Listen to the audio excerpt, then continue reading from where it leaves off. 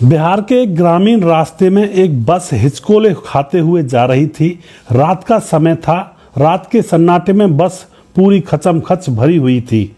उस बस के अंदर एक डॉक्टर था और उसकी पत्नी थी। दोनों ही उस बस के अंदर चढ़ते हैं, लेकिन बस के अंदर बैठने के लिए उनको कोई सीट नहीं मिलती है। तो उसी भीड़ के अंदर वह डॉक्टर और डॉक्टर की पत्नी वहीं पर खड़े हो जाते हैं। और दोस्तों, डॉक्टर ने अपनी पत्नी को अपने पीछे खड़ा कर लिया था और डॉक्टर आगे था और डॉक्टर की पत्नी के पीछे 4-5 लड़कों का ग्रुप था। अब वह दोनों सफ़र कर रहे थे। तो दोस्तों, रास्ते के अंदर जो 4-5 लड़के थे वह मजाक करने लगते हैं और उनके मजाकों को वह डॉक्टर की पत्नी बड़े मज़े ले लेकर सुन रही थी। और डॉक्टर की पत्नी के पीछे से वह हाथ फेरने लगते हैं। तो डॉक्टर की पत्नी अपने डॉक्टर से कुछ भी नहीं कहती है, चुपचाप वह यह सारा नज़ारा देखती रहती है। उसके बाद 4 लड़कों में बारी बारी एक एक करके आगे आते और रगड़म रगड़ाई का प्रोग्राम वहाँ पर चल रहा था, यानी कि खड़े खड़े टच होने का प्रोग्राम वहाँ पर चल रहा था। लेकिन डॉक्टर की पत्नी मज़े ले रही थी और अंदर ही अंदर बहुत ज़्यादा सुख महसूस कर रही थी। अब कुछ देर चलने के बाद अब एक गांव का बस स्टॉप आता है। वहाँ पर बस रुकती है तो जो कंडक्टर होता है वह आवाज़ लगाता है कि भाई जो झांझिया वाले हैं वो उतर जाएं। यानी कि अब पता चलता है कि जिस गांव में डॉक्टर और डॉक्टर की पत्नी जा रहे थे उस गांव का नाम होता है झांझिया। अब झांझिया जाने के लिए डॉक्टर और उसकी पत्नी नीचे उतर जाते हैं। रात का 10 बजे का समय था। बस में से कोई और आदमी वहाँ पर नहीं उतरा था। अब डॉक्टर और डॉक्टर की पत्नी वहाँ पर खड़े हुए थे। थोड़ी देर रुकते हैं तो थोड़ी देर रुकने के बाद गांव की तरफ से बैलगाड़ी चलने की आवाज़ आ रही थी। तभी कुछ ही देर के बाद उनके पास आकर के एक बैलगाड़ी रुकती है और बैलगाड़ी में बैठा हुआ जिसका नाम होता है हरिराम, वह कहता है कि क्या आप ही डॉक्टर हो? तो जो डॉक्टर होता है वह कहता है कि हाँ जी, मैं ही डॉक्टर हूँ। उसके बाद डॉक्टर और उसकी पत्नी उस गाड़ी में बैठ जाते हैं। दोस्तों, उसके बाद जो यहाँ पर होता है, आखिर क्या हुआ था? वह दौर 1995 का था। ना ही लाइट थी और ना ही कोई ज़्यादा सवारियां थी जो वाहन होते हैं। और अब वह बैलगाड़ी में बैठ करके अंधेरे रास्ते में सुनसान सड़क पर गांव की तरफ जा रहे होते हैं। उसके बाद जो इस घटना के अंदर होता है, पूरी कहानी जानने योग्य है और इन चीज़ों से हमें बहुत कुछ सीखने को मिलता है। दोस्तों नमस्कार, मैं हूं सुदेश कुमार और तिरछी बात चैनल में आपका स्वागत है। वीडियो के अंत में आप वीडियो को पूरा जरूर देखिएगा, क्योंकि वीडियो के अंत में मैं उन भाइयों के नाम लूँगा जो भी भाई हमारे वीडियोज़ पर अपनी कमेंट करते हैं और हमें प्रोत्साहित करते हैं। दरअसल दोस्तों, कुलदीप नाम का एक डॉक्टर होता है। कुलदीप नाम का जो डॉक्टर है उसकी शादी हो चुकी थी। पत्नी का नाम होता है सुमन। अब कुलदीप डॉक्टर को एक गांव में उसका ट्रांसफ़र हो जाता है। वहाँ पर एक छोटा सा हॉस्पिटल था। तो कुलदीप डॉक्टर अपने साथ अपनी पत्नी को लेकर उस गांव में पहुंच जाता है। अब गांव में पहुंचने पर जैसा कि मैंने बताया, एक बैलगाड़ी लेने के लिए आती है रात के 10 बजे।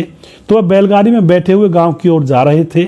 बैलगाड़ी चलाने वाला जो शख्स था उसका नाम था हरिराम। हरिराम कह रहा होता है कि डॉक्टर साहब, आने में आपको दिक्कत तो नहीं हुई? डॉक्टर कहता है नहीं जी, कोई दिक्कत ऐसी नहीं हुई।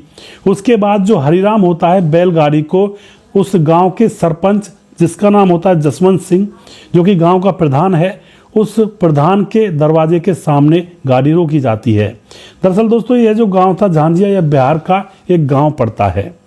अब 1995 की बात थी। उस टाइम ना सीसीटीवी कैमरे थे, ना कोई ज़्यादा मोबाइल की सुविधा थी और ना ही ज़्यादा इतनी तकनीक उन्नत थी जो किसी भी मामले के बारे में ज़्यादातर जल्दी से पता लगाया जाए, जैसा कि आज के मामले में है, जैसा कि आज के युग में है। अब जो बैलगाड़ी वाला हरिराम होता है वह गाड़ी को ले जा करके सरपंच के दरवाजे पर रोकता है और सरपंच को आवाज़ लगाता है कि सरपंच साहब, आप बाहर आ जाइए, डॉक्टर साहब आ चुके हैं।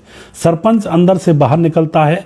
जब सरपंच के ऊपर नज़र पड़ती है कुलदीप की, तो वह देखता है कि सरपंच अच्छा रौबदार है, यानी कि मूँछों में ताव लगाए हुए है और एक लंबा ठाड़ा एक कद का है। और उसके बाद दोस्तों, जो कुलदीप होता है अपनी पत्नी से कहता है चलो इनके पाँव छुओ, और खुद भी पाँव छूता है उम्र का लिहाज करते हुए। लेकिन जो सरपंच था जसवंत सिंह, वह थोड़ा सा ढीले नाड़े का था। थोड़ा सा क्या, खूब ही ढीले नाड़े का था, क्योंकि उसने गांव के अंदर कोई भी औरत नहीं छोड़ रखी थी। यहाँ तक कि उसके घर में जो नौकरानी काम करती उसके साथ भी वह संबंध बनाया करता था। अब जो सरपंच होता है वह देखता है कि डॉक्टर की बगल में उसकी जो पत्नी है बड़ी ही सुंदर है, बड़ी ही नैन नक्श उसके अच्छे हैं, कटीले नैनों की है और छरेरा बदन है।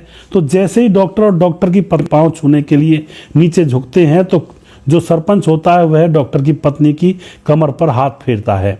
अब यहाँ पर दोस्तों इस बात को ज़्यादा महसूस नहीं किया जाता है, लेकिन जो सरपंच होता है उसने अपनी अलग मंशा से उस डॉक्टर की पत्नी के ऊपर हाथ फेरा था, यानी कि सुमन के ऊपर। लेकिन सुमन भी कहाँ कम पड़ने वाली थी, वह भी बस में पूरे मज़े लेते हुए आई थी और डॉक्टर से कुछ भी नहीं कहती थी। अब दोस्तों जो सरपंच होता है वह हरिराम से कहता है कि इनका घर दिखा दो। अब हरिराम इनको गाड़ी में बिठाता है और जो गाड़ी होती है बैलगाड़ी उसमें बिठा करके इनका घर दिखा देता है।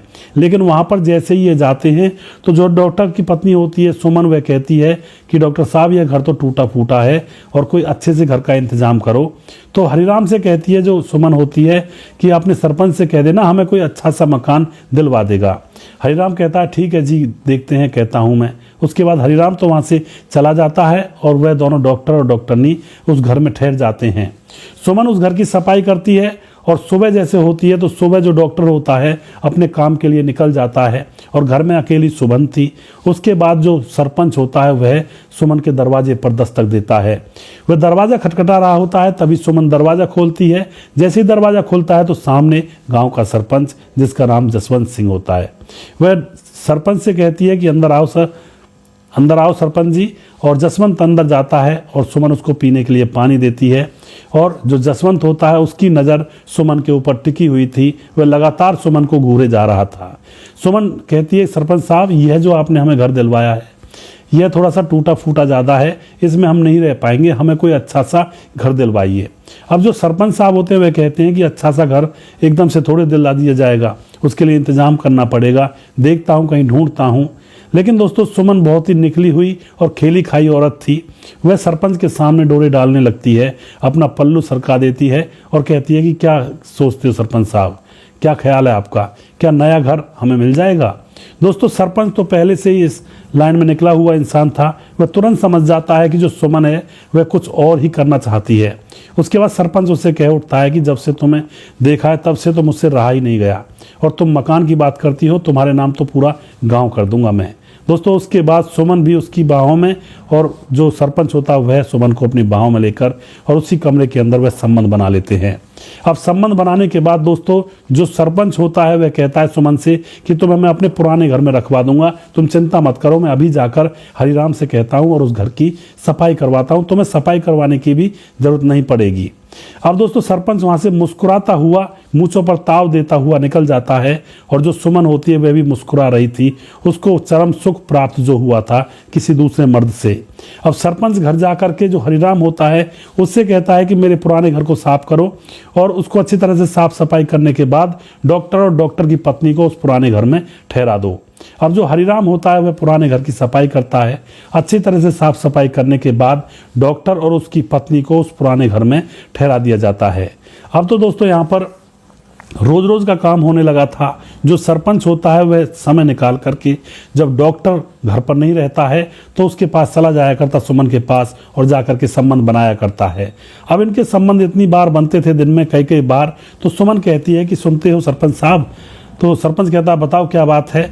कहती है कि अगर रात में हमारे संबंध बने तो हमें चिंता करने की ज़रूरत ही नहीं होगी। अब तो दिन होता है और चिंता लगी रहती है कि कहीं कोई डॉक्टर ना आ जाए या फिर कोई और ना आ जाए। रात में प्रोग्राम बनाओ ना किसी तरह से। सरपंच कहता है बस इतनी सी बात, रात में भी प्रोग्राम बना देंगे। तो सरपंच एक चाल चलता है और फिर हरिराम से कहता है कि पूरे गाँव, जो भी आस पड़ोस में गाँव हैं, उन सभी गाँव में कैंप लगवाओ और डॉक्टर की ड्यूटी उन कैंप में लगा दो रात और दिन। अब दोस्तों यही किया जाता है, आस पड़ोस के गांव में कैंप लगवाए जाते हैं और डॉक्टर को वहां पर ड्यूटी के लिए भेजा जाता है कि भाई आस पड़ोस के जो गांव हैं, वहां के जो लोग हैं वो बड़े बीमार रहते हैं, उनको आपको देखना होगा। दोस्तों अब डॉक्टर रात को भी गांव से बाहर रहने लगता है और अब तो सरपंच पूरी रात भर उस सुमन के साथ मौज मस्ती किया करता और पति की तरह उसके साथ रहा करता है। दोस्तों इसी तरह से मामला चल रहा होता है। पूरे गांव वालों को पता था कि सरपंच ढीले नारे का है और सरपंच ने किसी भी बहन बेटी को छोड़ा नहीं था पूरे गांव के अंदर। ज़्यादातर 80% उसने सारे गांव की औरतों के साथ यह काम किया हुआ था। अब दोस्तों क्या होता है, धीरे धीरे समय गुजरता है। अब एक दिन क्या होता है, जो हरिराम होता है उसकी जो बेटी थी वह बाहर पढ़ने के लिए गई हुई थी।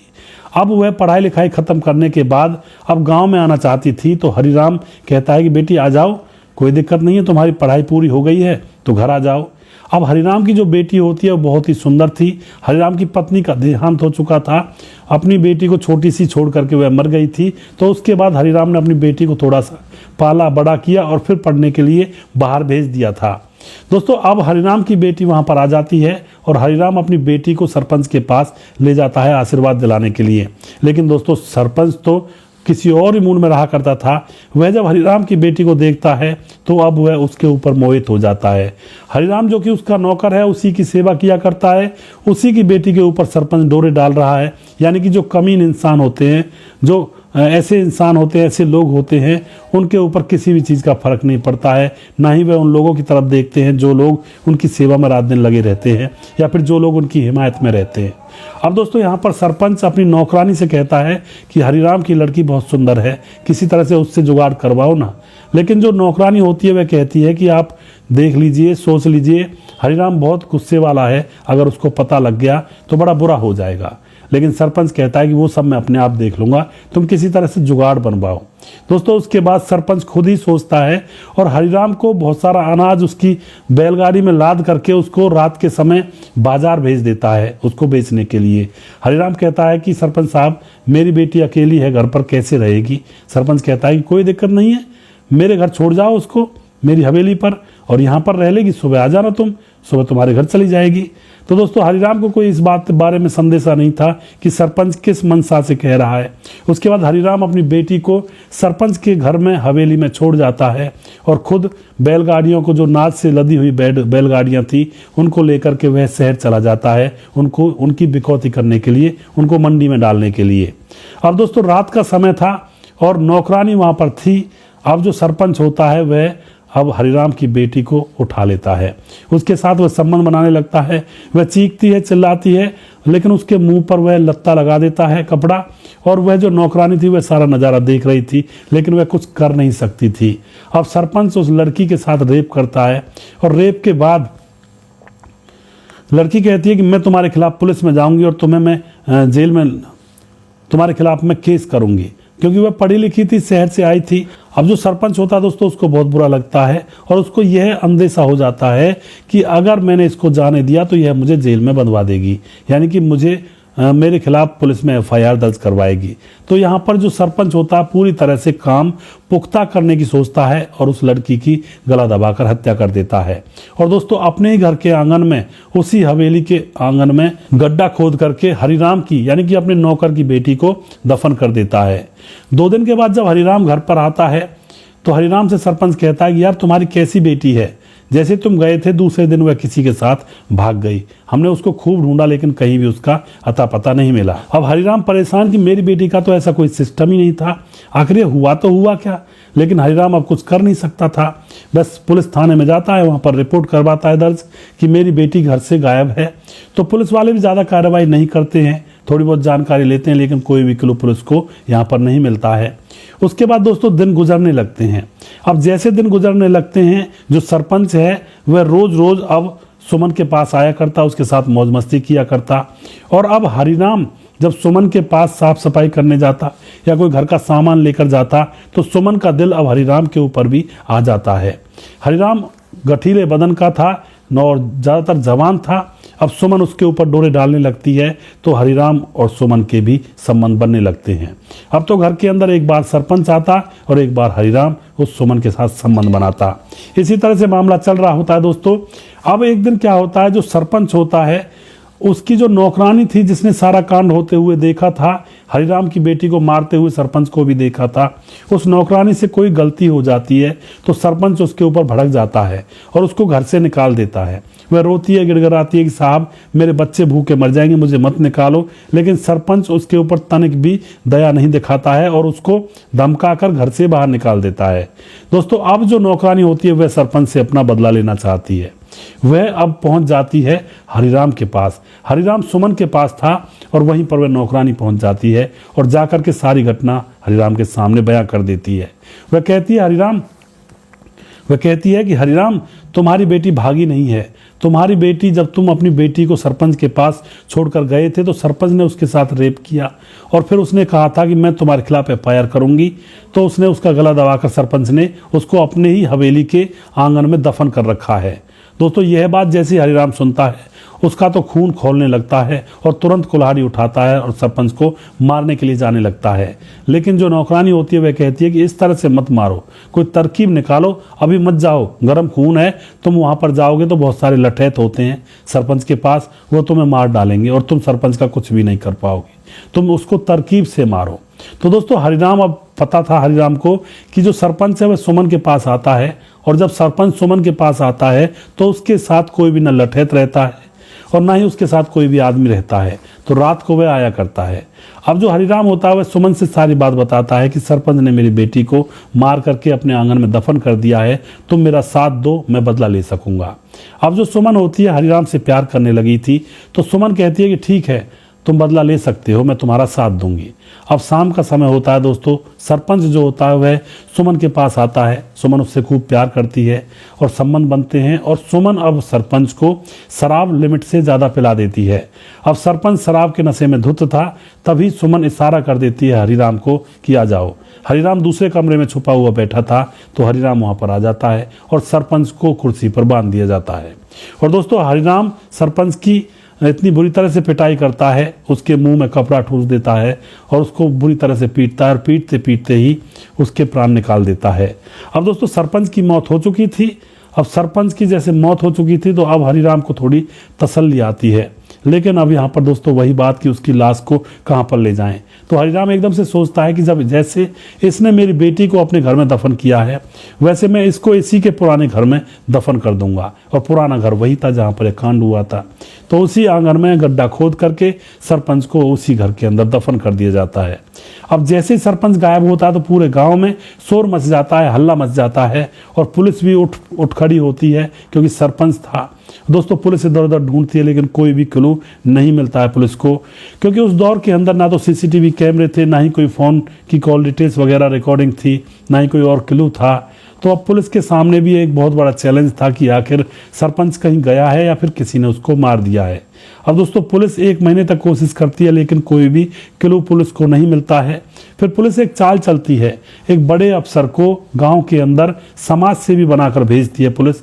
और जो बड़ा अफसर होता है गांव के अंदर आता है समाज सेवी बन करके, लोगों से बातचीत करता है और बात लेना चाहता है किसी भी तरह से कि आखिर प्रधान के साथ हुआ क्या हुआ। दोस्तों, उसके बाद उसको पता चलता है कि प्रधान शाम को सुमन के घर जाया करता था। तो अब जो अफसर होता है वह सुमन के पास चला जाता है और अफसर देखने में बहुत ही सुंदर था, हैंडसम था। सुमन का उसके दिल आ जाता है। अब सुमन और अफसर दोनों संबंध बना लेते हैं। अफसर को तो बस बात निकालनी थी, उसके लिए चाहे उसे कुछ भी करना पड़े। इन दोनों के संबंध बनते हैं और संबंध बनते बनते अब जो अफसर होता है सुमन को लिमिट से ज़्यादा शराब पिला देता है और शराब के नशे में सुमन धुत हो जाती है। तो अफसर धीरे धीरे उसको कुरेदना चालू करता है। जैसे ही अफसर उससे पूछता है प्रधान के बारे में, तो सुमन कह देती है कि प्रधान को तो हमने यहीं ज़मीन में गड्ढा खोद कर दफन कर दिया। अब दोस्तों, सारी बात वह अफसर उससे उगलवा लेता है और जैसे ही सुबह होती है तो सुबह तुरंत सुमन के दरवाजे पर पुलिस बल पहुँचता है, यानी कि पुलिस पहुँचती है।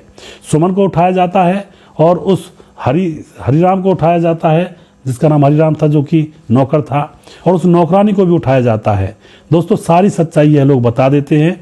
तो सारी सच्चाई जैसे पुलिस के सामने आती है तो जो प्रधान होता है गांव का, जिसका नाम होता है जसवंत सिंह, उसके घर जाकर उस लड़की का कंकाल निकाला जाता है और जसवंत के पुराने घर में जाकर, जहां पर सुमन रहती थी, वहां से जसवंत की गली सड़ी बॉडी निकाली जाती है, क्योंकि 1 महीने पहले ही उसको दफन किया था।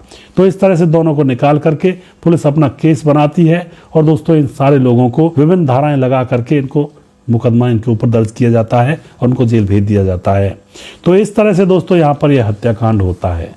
एक सुमन जो डॉक्टर की पत्नी थी, उसने भी खूब मजे लिए, लेकिन अंत में उसकी कोई दुश्मनी नहीं थी, किसी से कोई मतलब नहीं था, लेकिन फिर भी वह केस में फंस गई। दूसरा एक सरपंच था जो कि ठरकी था, नाड़े का ढीला था, उसने पूरे गांव के नाक में दम कर रखा था। कोई भी उसे नजर आती उसी के साथ वह गंदी हरकत करता था। इधर दोस्तों, जो नौकरानी थी वह तो बेमतलब की ही इस केस में फंस गई। अगर वह ना बताती तो उसको कोई पूछने वाला नहीं था, लेकिन अब उसने बता दिया। लेकिन जो भी है, उसने जो बताया था हरिराम को वह भी सच था, लेकिन हरिराम ने जो किया वह गलत था। हरिराम को पुलिस थाने में जाना चाहिए था और सारी बात पुलिस को बतानी चाहिए थी। लेकिन दोस्तों कुछ भाई ये भी कहेंगे कि हरिराम ने सही किया, और जैसे उसकी बेटी को दफन किया था उसने भी उसको उसी के घर के आंगन में दफन कर दिया। तो कई मत हो सकते हैं आप लोगों के, लेकिन आप जो भी कुछ कहना चाहते हैं, आपकी जो भी राय है कमेंट बॉक्स में आप लिख सकते हैं। मैं तो यहाँ पर यही कहना चाहूँगा कि भाई कानून हाथ में क्यों लेते हो। हरिराम ने कानून हाथ में लिया, अब खुद भी तो जेल में रहेगा। ठीक है, मानते हैं उसने अच्छा किया, बेटी का बदला लिया, लेकिन खुद की ज़िंदगी भी तो उसकी नरक बन गई। अगर कानून का सहारा लेता तो शायद हो सकता उसको जेल हो जाती, क्योंकि कत्ल का मामला था, ऐसे ही नहीं छूटता कोई भी। तो दोस्तों अब यहाँ पर वीडियो के अंत में मैं उन भाइयों के नाम लूँगा जो भाई हमारे वीडियोज़ पर कमेंट करते हैं। सबसे पहले कानाराम जाट कहते हैं कि आपकी वीडियो से हमें बहुत कुछ अच्छी जानकारी मिलती है। फौजी फिटनेस सौंदिया जिनका एक चैनल है इसी नाम से, और हमारे भाई हैं जो कि ज़्यादातर फर्स्ट कमेंट हमारे वीडियो पर यूट्यूब पर किया करते हैं, इनका बहुत बहुत धन्यवाद। आजम कारपेंटर हैं, कहते हैं कि आपकी वीडियो बहुत ही अच्छी होती हैं और हम सारी वीडियोज़ को देखते हैं। आजम खान जी बहुत बहुत धन्यवाद। और हितलाल टुड्डू अररिया जो कि बिहार से, कहते हैं कि आपकी जानकारी ज्ञानवर्धक होती है और उससे बहुत कुछ सीख मिलती है। बहुत बहुत धन्यवाद हितलाल जी। उसके बाद सहमद यूसुफ, उसके बाद सैयद यूसुफ हैं जो कि जय हिंद बोलते हैं, बहुत बहुत धन्यवाद। विनीता डेलीकर हैं, कहती हैं कि आपके वीडियोस हमें बहुत पसंद आते हैं और आपके वीडियोस से बहुत कुछ जानने और सीखने को मिलता है। बहुत बहुत धन्यवाद विनीता जी। उसके बाद राजकिशोर चौरसिया महाबलेश्वर महाराष्ट्र से हैं, जो कि हमारे वीडियो पर लगातार कमेंट करते हैं, इनका हम दिल की गहराइयों से धन्यवाद करते हैं। उसके बाद दोस्तों हमारे साथ हैं हिदायतुल्लाह आलम जो कि दुबई से हैं, बहुत बहुत धन्यवाद। संजीव कुमार गुड मॉर्निंग कह रहे हैं जी, गुड मॉर्निंग। रामपाल हमारे साथ हैं, और उसके बाद मोंटी जी हैं, शर्मा जी कुशवाहा, और कह रहे हैं कैसे हैं। मैं बिल्कुल ठीक हूँ मोंटी जी, आप सुनाइए आप कैसे हो। उसके बाद नईम अहमद जी हैं, भाई आप सबको बुरा तो लगेगी लेकिन इसमें डॉक्टर बेवकूफ़ था। दोस्तों यहाँ पर बिल्कुल सही कह रहे हैं नईम जी, इस तरह से हो जाता है कई बार, कहाँ पर किसी की बेवकूफ़ी का खामियाजा किसी और को भुगतना पड़ता है। शांतिलाल ड्राइवर जी हैं, बहुत अच्छी वीडियो लाते हो आप न्यूज़ में, बहुत बहुत धन्यवाद शांतिलाल जी। शर्मा जी कुशवाहा, सर जी कभी उदयपुर आना हो तो हमसे संपर्क जरूर कीजिएगा।